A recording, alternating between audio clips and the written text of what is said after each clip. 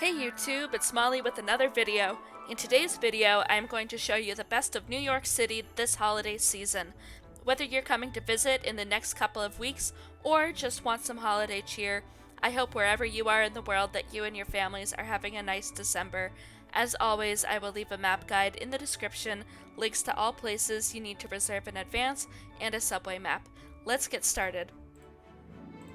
Midtown Manhattan has some of the most iconic Christmas displays in the entire city. Despite 2020, many of these attractions still deck the streets in holiday cheer. I would recommend starting at Bloomingdale's and walking downtown.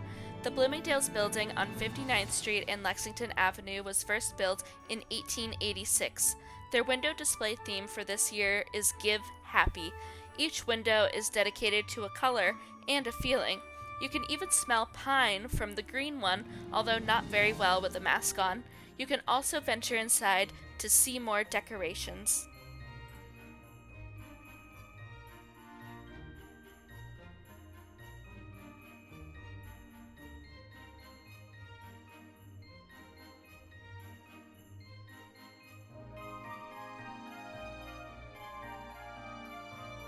Next, stop at the Pulitzer Fountain outside the Plaza Hotel for some light displays.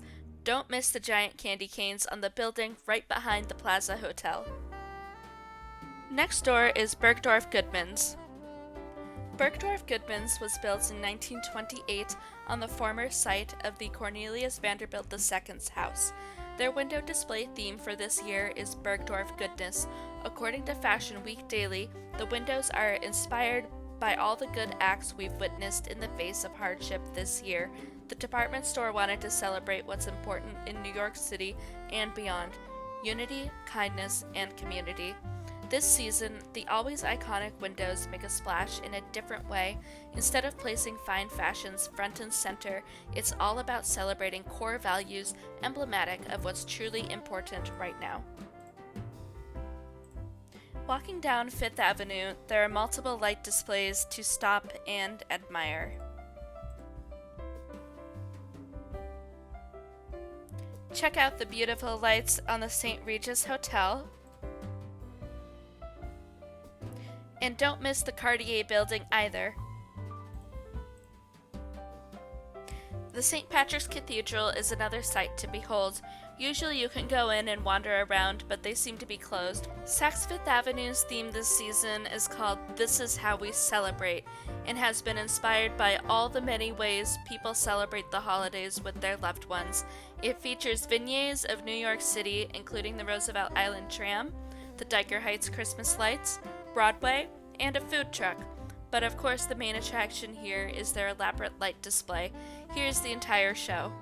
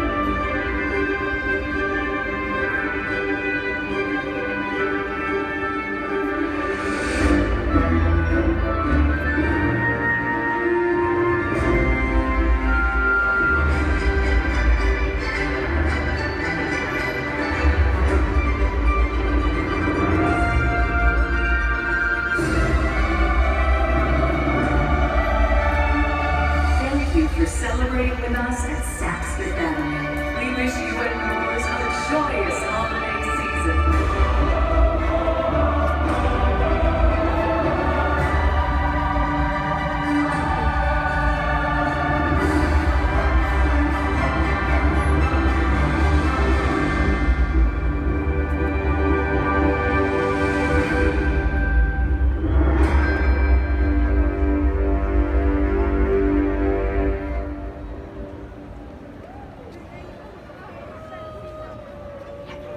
One cannot visit Midtown during December without seeing the Rockefeller Center Christmas tree. A tradition since 1931, tourists and locals alike have flocked here to catch a glimpse of the tree every year. As far as I know, if you want to go ice skating here, you must reserve online in advance. Also, while you're in the area, be sure to stop by FAO Schwartz.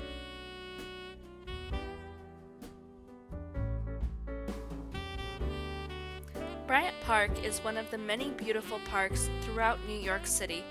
The annual holiday market transforms the park into a winter wonderland.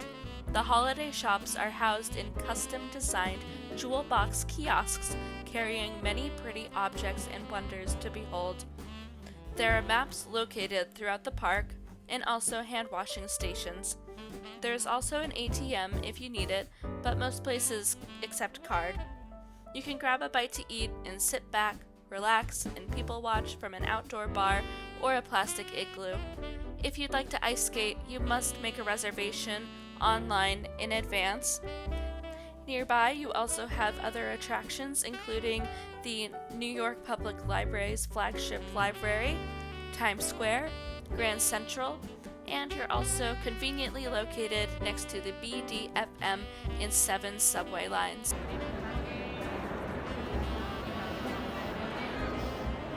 Good Christmas tree smell. Macy's was the first department store in New York City to start the holiday window tradition dating back to 1874. While their window displays may not be as elaborate this year, they're still lovely to look at. The theme for this year is an homage to all frontline workers in light of the coronavirus pandemic. They also have a couple windows dedicated to video games operated by foot pedals, although you must remain a reindeer's distance apart.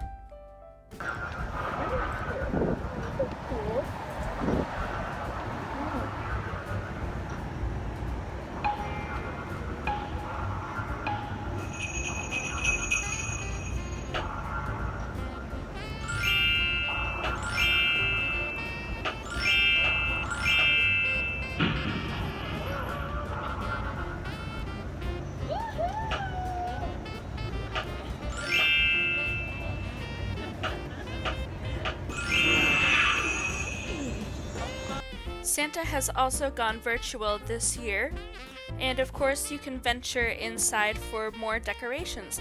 Personally, I loved the animatronic squirrels.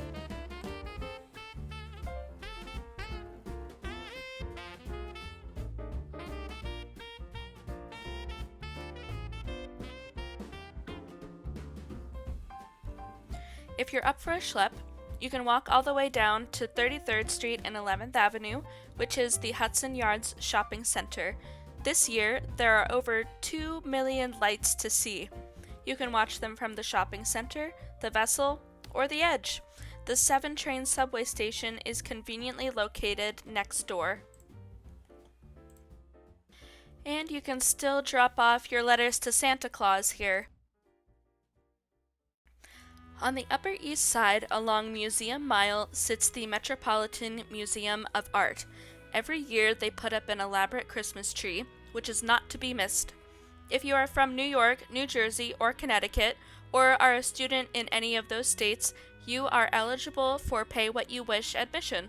You still have to reserve online and wait in line to get inside the museum, and an additional line to show them your ID and give whatever amount you would like.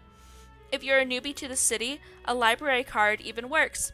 If you don't have that, it's the easiest thing you can get. I know this is a tangent. All you need is a photo ID, like a passport or a piece of mail.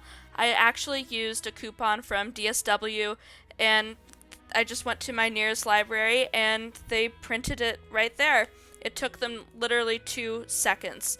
So a lot of my friends that actually just moved to the city, I guess they kind of think that a library card is a hassle, but it's really not. So something to keep in mind.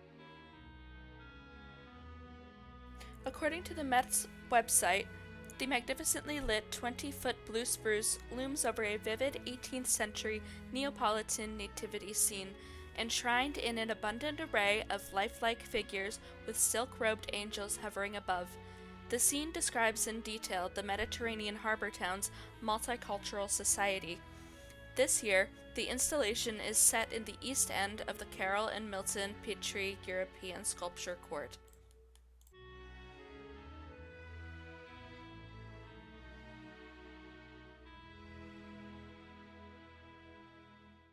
Across Central Park is the New York Historical Society Museum.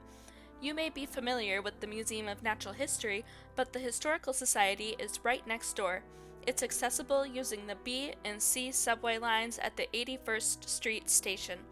Admission was $13 with a student ID, and you must book online in advance.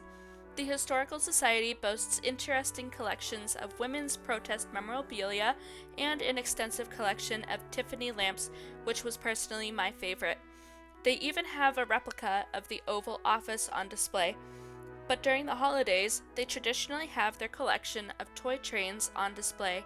Many models are German and date back to the 19th century. Before going here, I had no idea that toy trains were built with actual motors at that time in history. I personally love this museum and would absolutely return. Hopping across the East River to trendy Bushwick, Brooklyn is Euphoria, a holiday experience, which is near the Jefferson Street L train. With a student ID, the cost was around $18 after taxes and fees, and you must book in advance. According to their website, Euphoria will entail a limited-time series of unique installations curated by innovative minds. Our first installation is a holiday experience. This segment of Euphoria is an interactive experience that for weeks on end, our team has been working non-stop manually handcrafting every inch of our new holiday installation. Imagine entering through curtains into a winter forest wonderland and embracing the rainstorm of iridescent colors as you journey through. Be entranced by the lights that lead you to a waterfall of gifts that rest on a bed of pines and a collection of handmade wreaths. In a split second, you dive into the stars that warp you through time, where you can feel at home in our time-honored classical family room. Make sure to check out the thrift store, Mad City, while you're here. I will say that I truly enjoyed this installation and would definitely return. Dyker Heights is one of the most iconic places to see in Brooklyn during the holidays. The elaborate Christmas lights displays throughout the neighborhood began in the 1980s. Approximately 100,000 people come to see the houses every year. You can get here by taking either the D train or the R train and schlepping it, or if you have a car, you can just drive by, which I saw many people doing. Main areas are between 11th and 14th Avenues from 80th Street to 86th Street, but don't miss Sammy the Greek's house on 14th Avenue between 71st and 72nd Streets, which is a little bit out of the way. Be sure to bundle up since you're closer to the waterfront here. Pre-COVID, there were bus tours and even walking tours you could take. I went on a weekday to avoid the crowds, which was actually really great, and houses usually remain lit from 5 p.m. to 9 p.m. Here are some highlights.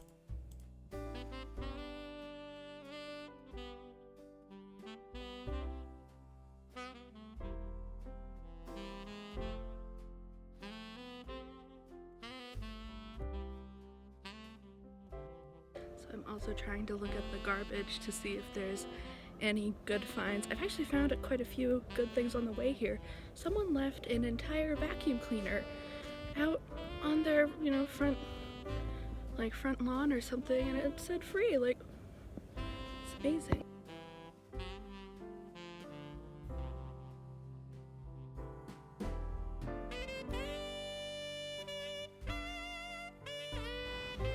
Some survivors here.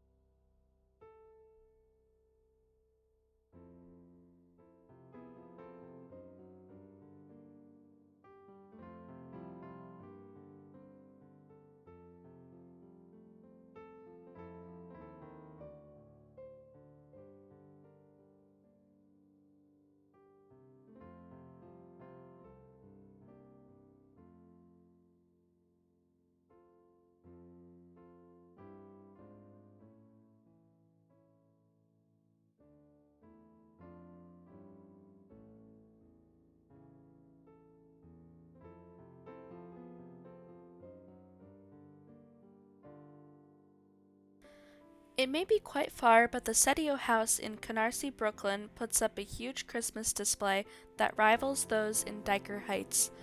This year, the Setios dedicated the display to Frank Scolo and all victims of COVID-19.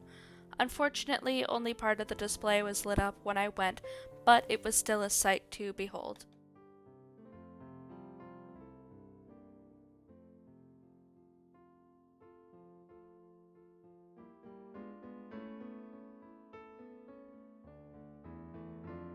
You can get to the Setio House by riding the L train all the way to the last stop, which is Canarsie Rockaway Parkway. All the way up in the Bronx is the Bartow Pell Mansion Museum. With the 6th train experiencing track work, the easiest way to get up there without a car is by taking the Metro North from Grand Central, then Ubering.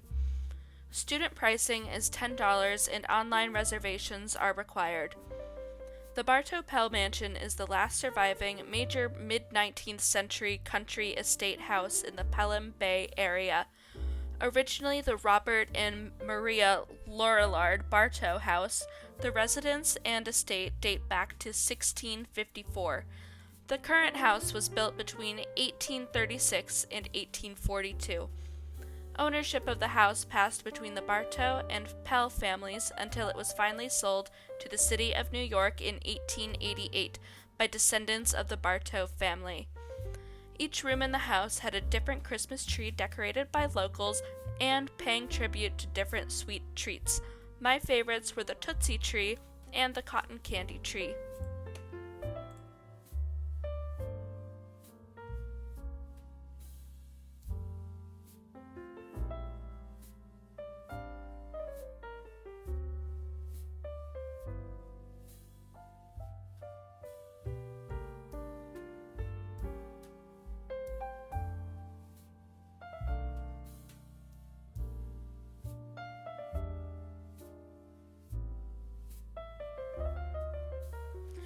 Now, I have to say I really enjoyed my visit to the Bartow Pell Mansion, and I would probably come back at some point someday, whether or not it's the holidays. I love that I was able to see the servants' quarters and also the carriage house. Sometimes when you're visiting older houses or older mansions like this that have tours, you don't often get to see everything with it unless if there's an additional cost or an additional tour.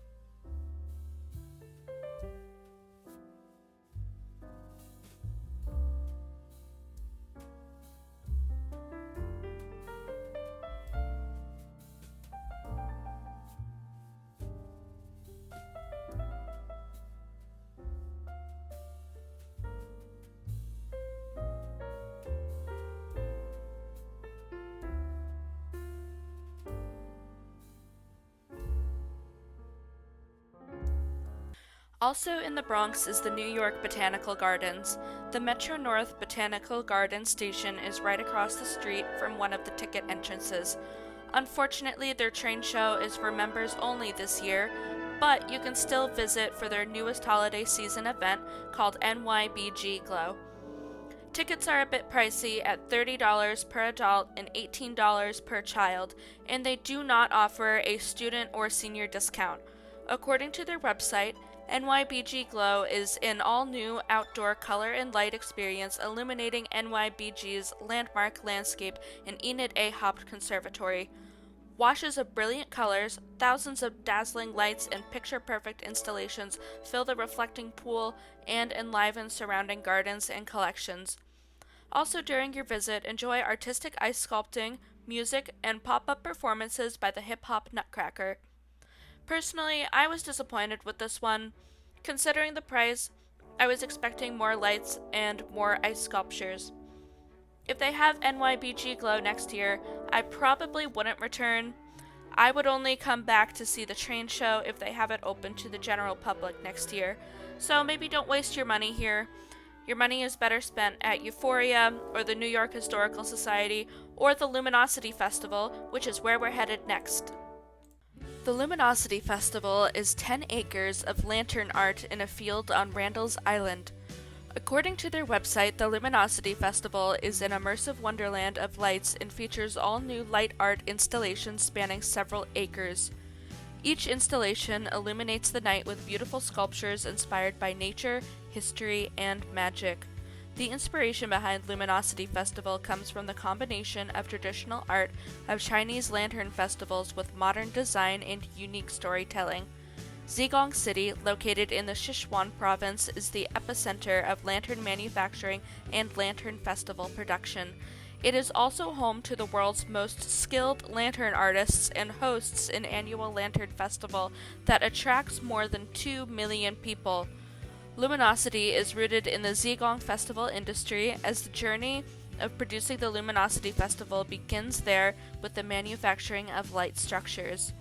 By bringing the 2,000-year history of the Chinese Lantern Festival to New York City through an extraordinary new light art form, the LuminoCity Festival creates a new reality full of magical wonder and thrilling adventure for all to enjoy. Student admission is $25. Randall's Island is not exactly easy to get to. You can take a bus or an Uber. If you have a car, there is parking, and I believe it's free. As I was leaving, I noticed that the line to get in for temperature checks was quite long, and the parking lot was very full, so go early if you can. I scheduled mine for around 4:45, which I thought was perfect. I absolutely love this event and would definitely return next year, and I believe this event runs through January 10th, so you still have time to go if you want. Thank you all so much for watching, and I will see you in the next video. Don't forget to like and subscribe.